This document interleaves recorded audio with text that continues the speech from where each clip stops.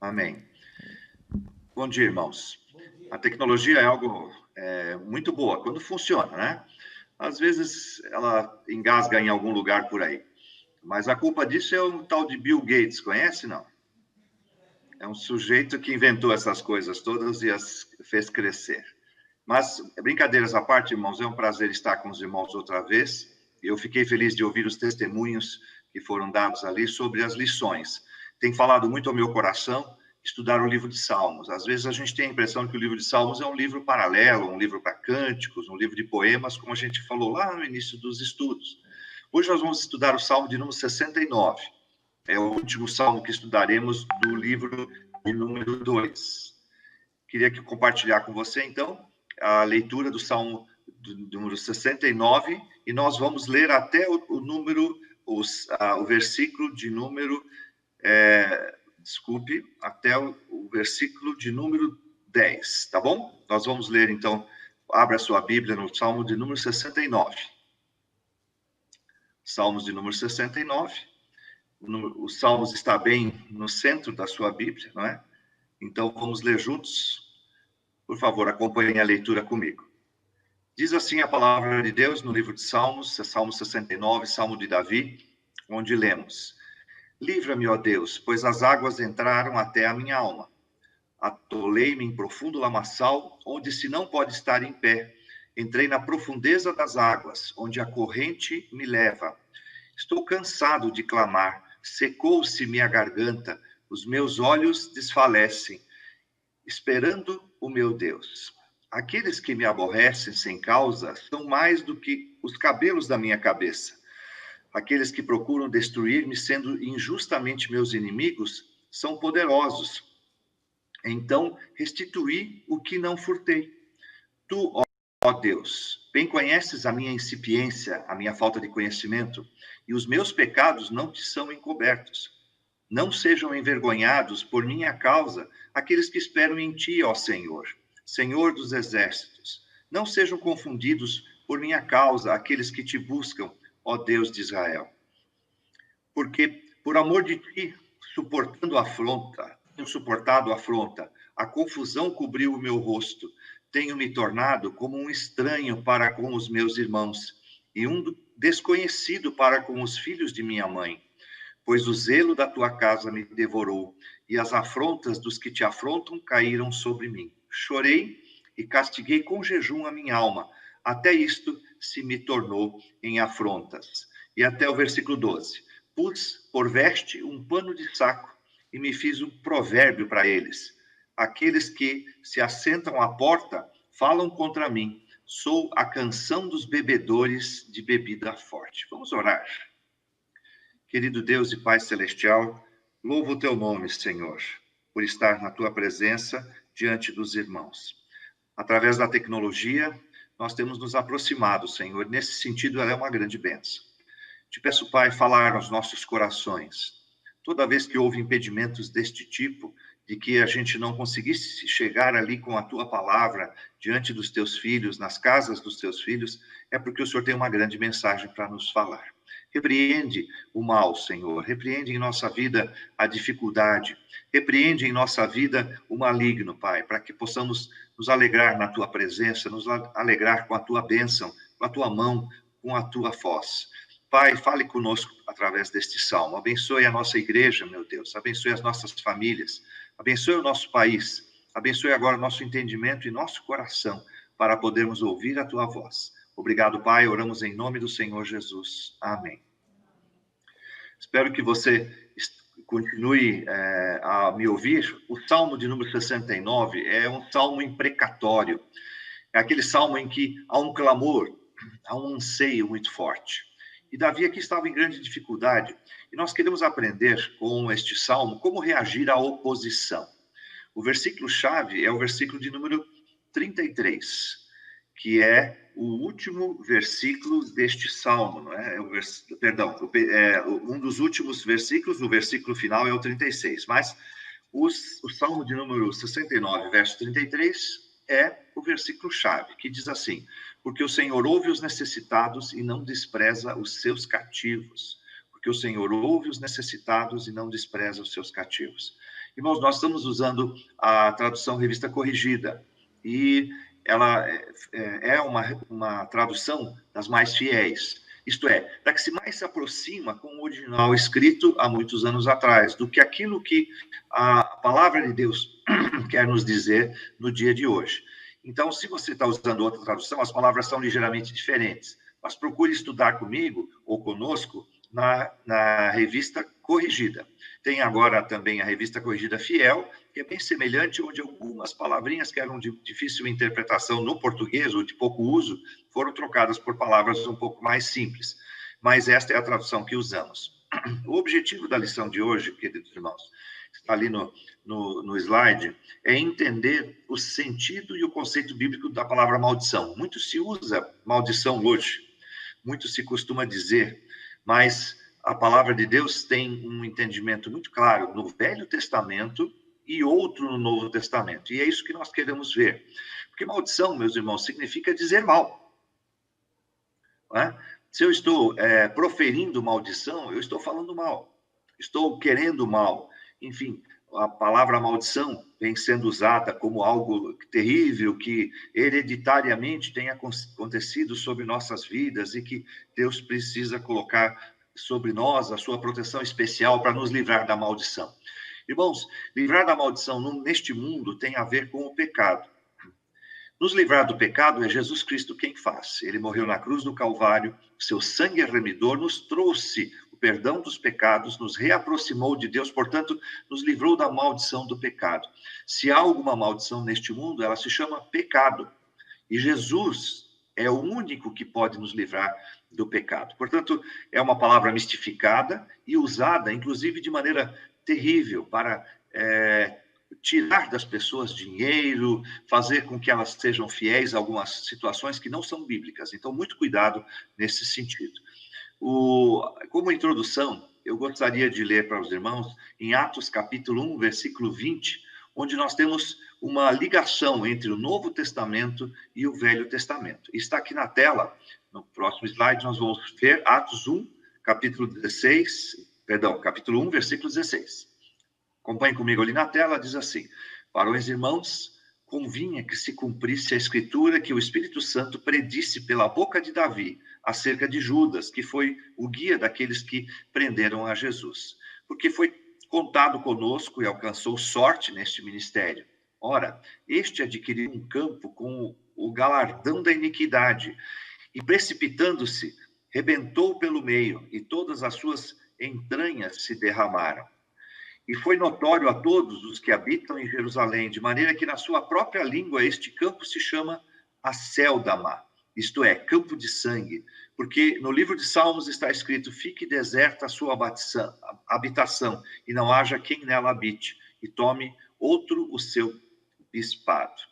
Veja que interessante, nós estamos fazendo uma ligação em Atos para com o livro de Salmos. O próximo slide completa ali, na introdução, onde Davi expressa a sua angústia por causa da perseguição injusta, por causa dos seus adversários. Davi foi um homem muito perseguido pela sua própria família, foi discriminado no início, até mesmo quando o servo de Deus foi lá para chamar um novo rei, para ungí-lo.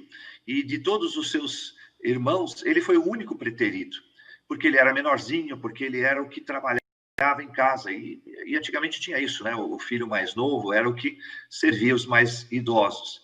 Hoje não é mais assim, mas naquele tempo era parte da cultura.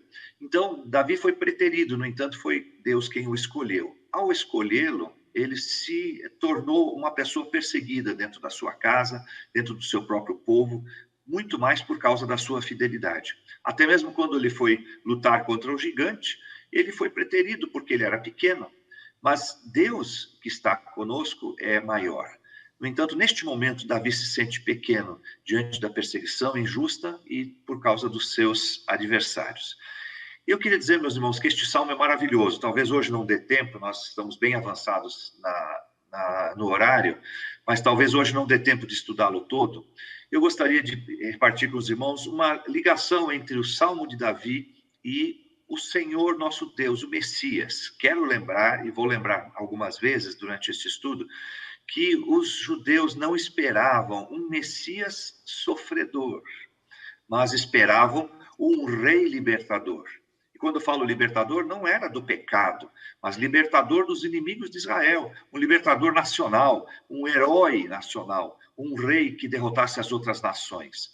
Mas o Senhor Jesus Cristo é apresentado neste salmo como o Messias sofredor, que haveria nos livrar com o seu sofrimento, do nosso sofrimento e das consequências do pecado. E veja ali que neste salmo nós temos algumas citações referindo-se ao Senhor Jesus Cristo. O próximo slide mostra o versículo 4 e o 9 deste salmo, comparado com João 2,17. Vamos ler ali então. O versículo 4 do Salmo 69 diz assim: aqueles que me aborrecem sem causa são mais do que os cabelos da minha cabeça. Ainda bem que Davi era bem cabeludo, né? Porque se fosse, no meu caso, não seriam tantos inimigos assim. Mas Davi era alguém que tinha uma vasta cabeleira. Então, aqueles que me aborrecem sem causa são mais do que os cabelos da minha cabeça.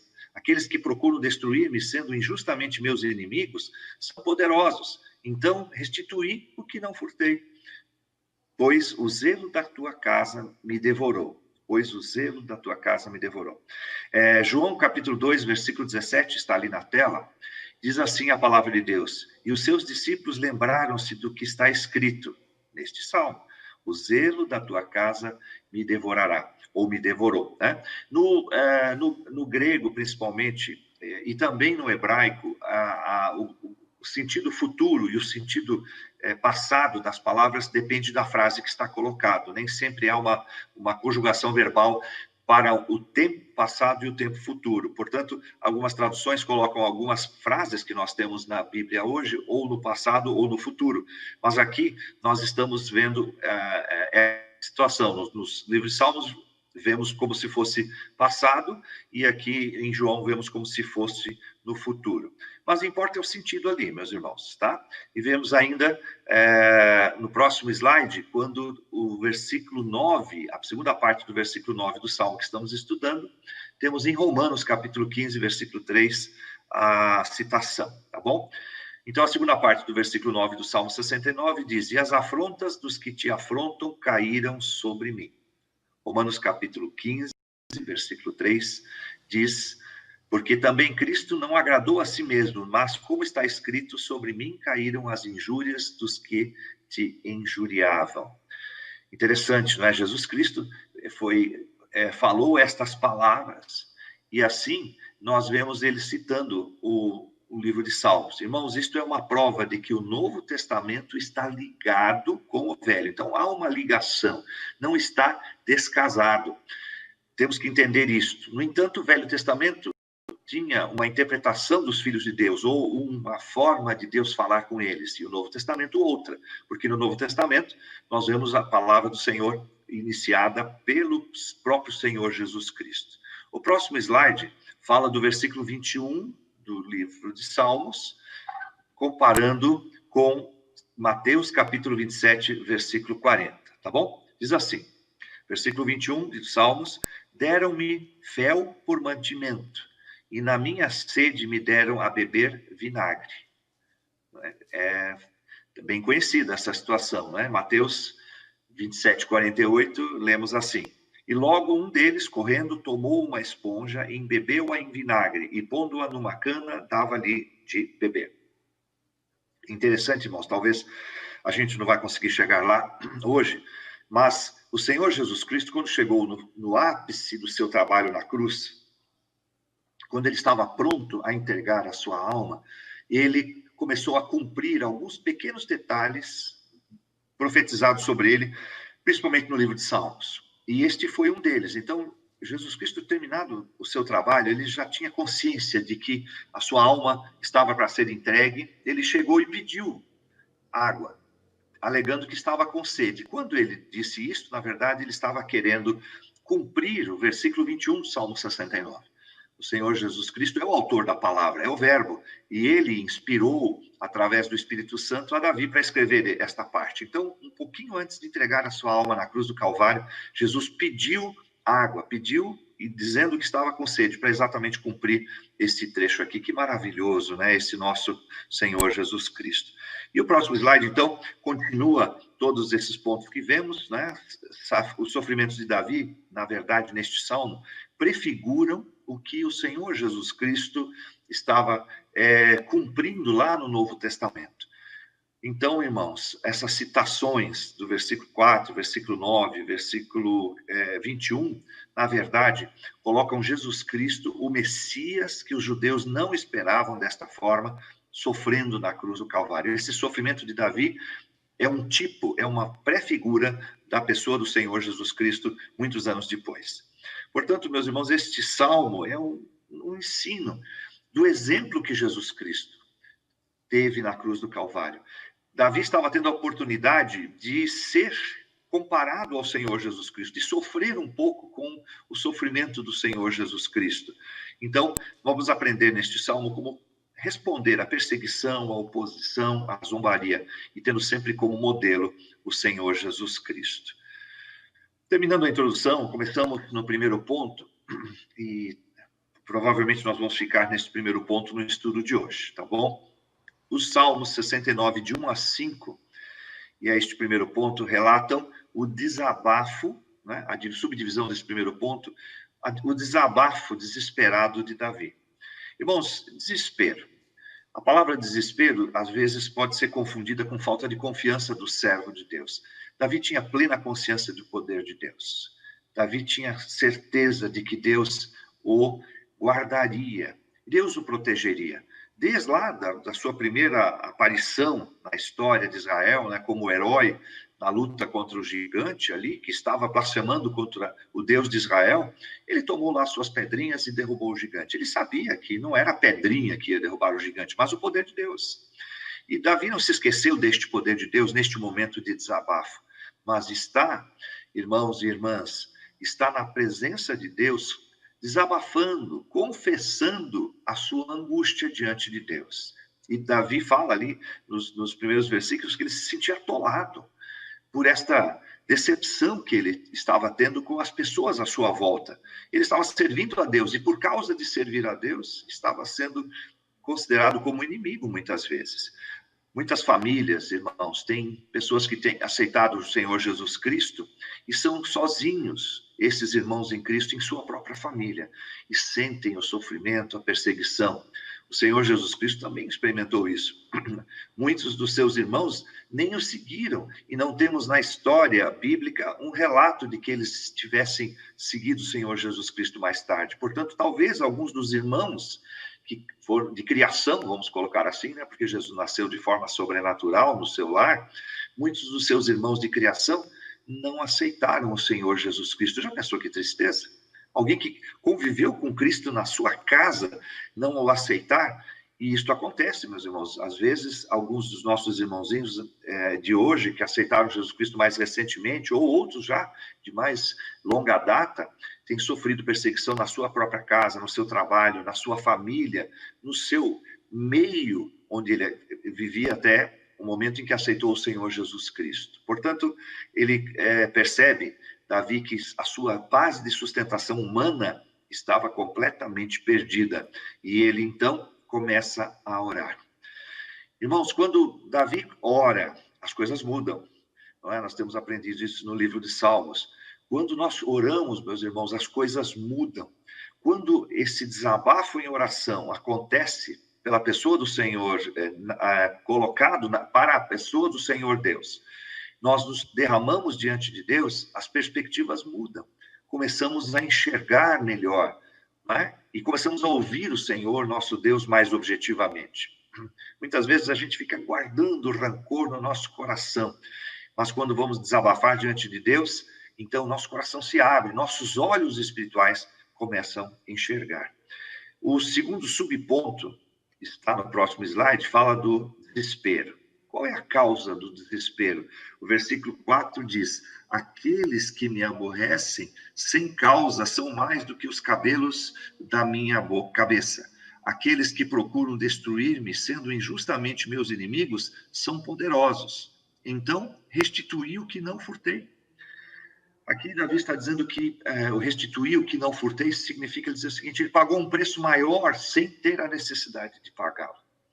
Porque ele não fez nada de errado, ele estava seguindo o que o Senhor Deus lhe ordenara fazer.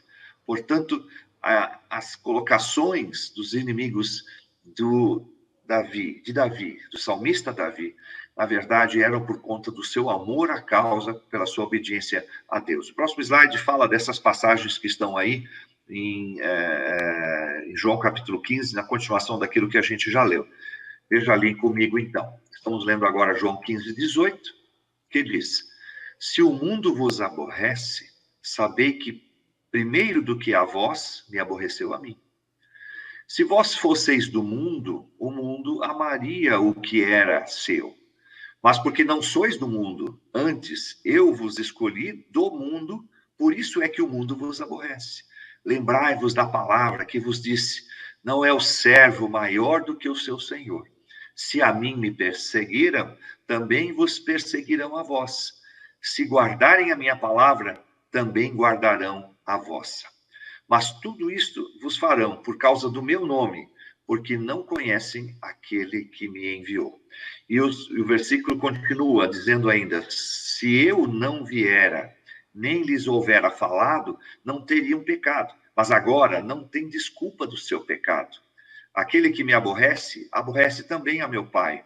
Se eu, entre eles, não fizesse tais obras, quais nenhum outro tem feito, não teriam pecado. Mas agora viram-nas, as minhas obras, e me aborreceram a mim e a meu Pai. Mas é para que se cumpra a palavra que está escrita na sua lei: aborreceram-me sem causa. Note, o Senhor Jesus Cristo coloca o livro de Salmos como lei, como regra, como algo a ser cumprido, como ensinamento válido. Então, este Salmo de Davi, as suas palavras estão claramente colocadas pelo Senhor Jesus Cristo como alguém que estava falando de um ponto futuro. Ainda nesse subponto, né, a causa do desespero de Davi é se perseguição. Não é algo que nós experimentamos, irmãos. Pode ser que possamos estar sendo negligentes com a obra do Senhor Jesus Cristo, não tão ligados a Ele, isto é, não obedientes a Ele. Meus irmãos, tem muito crente que quer aceitar o Senhor Jesus Cristo, mas não quer perseguição do mundo. E não tem jeito. Se você aceitar o Senhor Jesus Cristo, se você que está aí, meu irmão, que já aceitou Jesus Cristo, se você na internet está me ouvindo agora, saiba que se você aceitar o Senhor Jesus Cristo, o mundo vai te perseguir. E é isso que aconteceu com o Senhor Jesus Cristo. E ele, sendo muito maior do que nós, imaginem o que vai acontecer conosco. O mundo nos persegue. Portanto, se queremos ter paz neste mundo, temos que estar ligados ao Senhor Jesus Cristo, mas a paz que teremos será uma paz espiritual, porque em relação a este mundo, as coisas materiais, teremos maior sofrimento, porque não somos mais do mundo. No Brasil, irmãos, nós não temos experimentado muito isso, porque no Brasil somos abençoados, há pouca oposição ao evangelho. Tem crescido, é verdade, né? Eu me lembro do que acontecia na minha juventude, do que acontece hoje. Nós temos começado a sofrer as dores da perseguição, temos sido perseguidos. Mas neste mundo, meus irmãos, perseguição é a regra e paz é exceção para a igreja do Senhor Jesus Cristo. Então, lembre-se disso. Quando você estiver em perseguição, lembre-se que Jesus foi muito mais perseguido que você. E ao final chegou a morte. E se você está sendo apenas chateado por perseguição, você está muito bem, não é? Mas em alguns lugares deste mundo, nossos irmãos têm sofrido grande perseguição, inclusive entregando a sua própria vida por causa da fé do Senhor Jesus Cristo. No próximo slide, temos a passagem de Hebreus 13:3 em aberto aí. Diz assim, a palavra de Deus. O autor de Salmos, inspirado pelo Espírito Santo, nos revela e nos faz lembrar sobre os que têm dificuldade por causa da perseguição em nome do Senhor Jesus Cristo. Diz: lembrai-vos dos presos como se estivesseis presos com eles, e dos maltratados, como sendo vós mesmos também no corpo. Está falando aqui dos nossos irmãos na fé.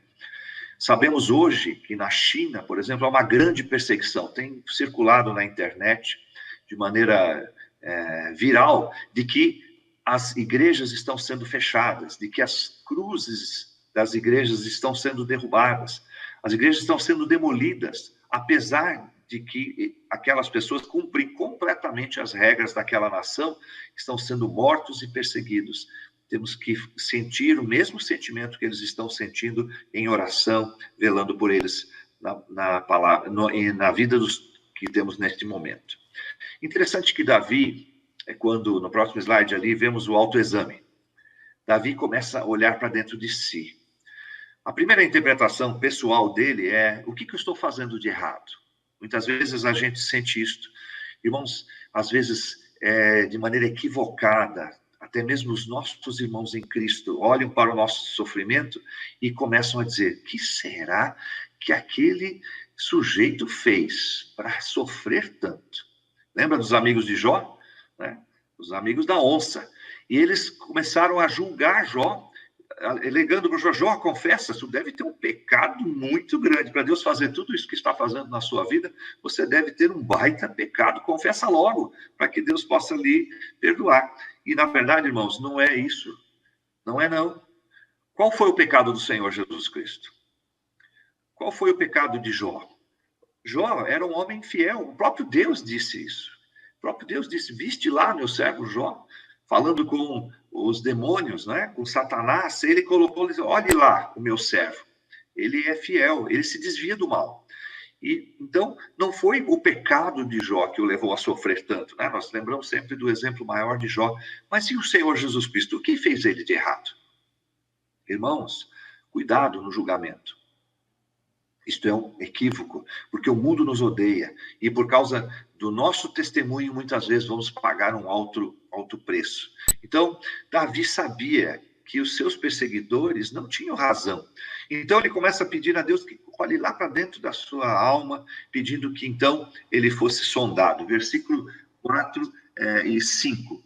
Diz assim o 5 do Salmo 69. Tu, ó Deus, bem conheces a minha incipiência, a minha falta de conhecimento, e os meus pecados não te são encobertos. Os salmistas, Davi, sempre dizia: Pai, sonda-me e vê se há em mim algum caminho mau. Quando Davi pecava propositadamente, logo Deus lhe chamava a atenção e até vinha um castigo. Então Davi se arrependia profundamente e perfeitamente diante de Deus. Apesar de ser um homem pecador e ter cometido pecado de adultério, de assassinato, Deus amava Davi, porque ele se arrependia com sinceridade. Nós aprendemos isso já em outro salmo, não é? Como a própria irmã Aurora disse aí para nós, em seu testemunho. Veja, Davi reconhece que a sua vida é falha e que talvez tenha algum pecado não confessado e ele quer libertar-se através da confissão. Por isso ele pede: sonda-me, Senhor, me mostra o que está acontecendo de errado. Será que nós temos a coragem de orar como Davi? Senhor, me mostra como está errada a minha vida diante de ti. Olha só, o que será que Deus vai revelar? O que Deus vai mostrar? Temos que permanentemente nos manter em confissão diante de Deus. E o versículo 26, ele entende que pode ser sim castigo, né? O versículo 26 do Salmo diz assim na palavra de Deus: pois perseguem a quem afligiste e conversam sobre a dor daqueles a quem feriste. Então, nós sabemos que Deus realmente castiga os seus filhos porque os ama, quer corrigi-los. Em Jeremias capítulo 17, nós temos aquele famoso versículo, né, os versículos 9 e 10, que dizem: enganoso coração, quem o conhecerá?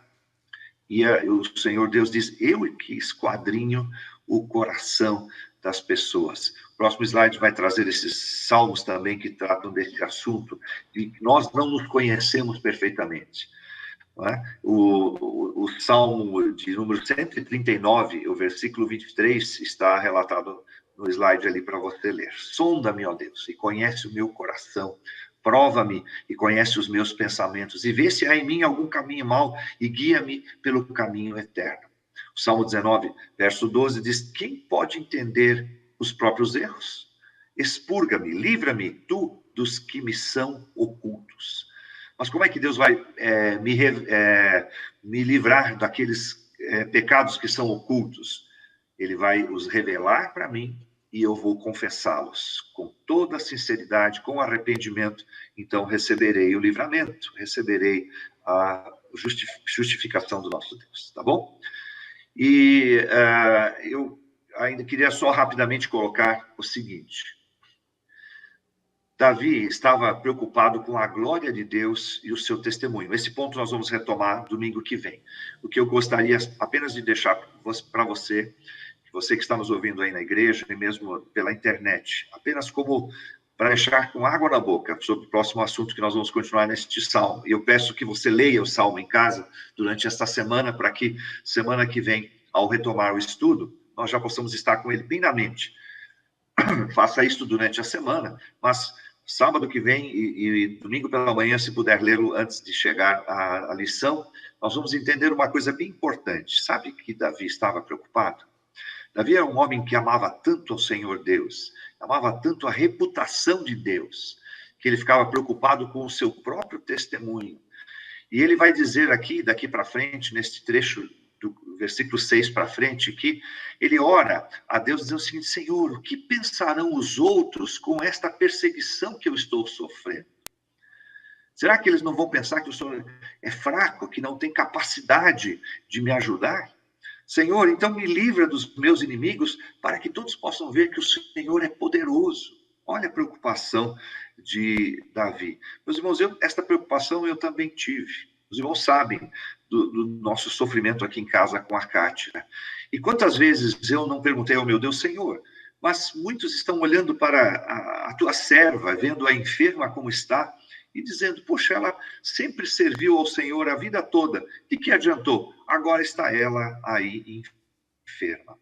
E alguns chegaram a dizer isto para mim. Dizer assim, Edgar, eu não entendia o que estava acontecendo com a Cátira, mas agora, pastor, eu entendo. Eu sei que é para a glória dele e por causa do testemunho da Cátira. Alguns irmãos me disseram que quando viam a Cátira de manhã, com toda a sua dificuldade de chegar lá, de acordar, de se vestir, chegava a Cátira de manhã na igreja e eles a viam lá, ficavam envergonhados de faltar por qualquer motivo quando viam o esforço da Cátira. E outros irmãos dizem para mim assim, olha, pastor, eu entendo agora como a Kátia tem orado, e quando eu peço a ela, através do WhatsApp, enquanto ela conseguia ainda manusear o seu telefone celular, eu pedi a ela a oração, e eu sei que Deus ouvia a oração da serva dela. Então, veja, o testemunho da Kátia não se tornou um testemunho que trazia vergonha para Deus, mas pelo contrário, mostrando que ela estava sendo consolada por Deus de uma maneira especial. Então, para recapitular os pontos anteriores, irmãos, e para fechar o estudo de hoje pelo desespero e o desabafo do nosso querido salmista Davi. Né? Davi foi o que mais escreveu o livro de Salmos, a grande maioria foi escrita por ele. Davi era um homem segundo o coração de Deus. Por quê? Porque ele falava com Deus. Meus irmãos, muitas vezes a gente fica com vergonha de se abrir com Deus, como se Deus fosse um ser tão santo, que quando eu vou falar de pecado com ele, vou sujar a Deus. Não é assim.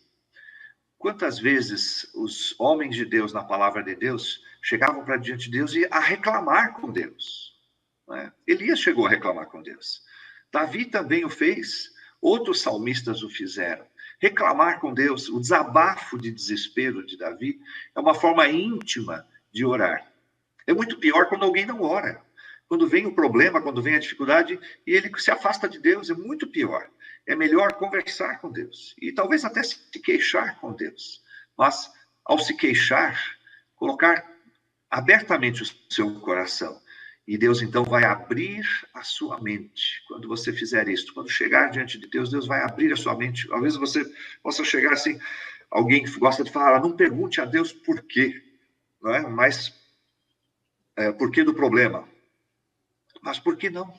Por que não perguntar? Davi fez isto, Jó fez isto, e Deus não os repreendeu.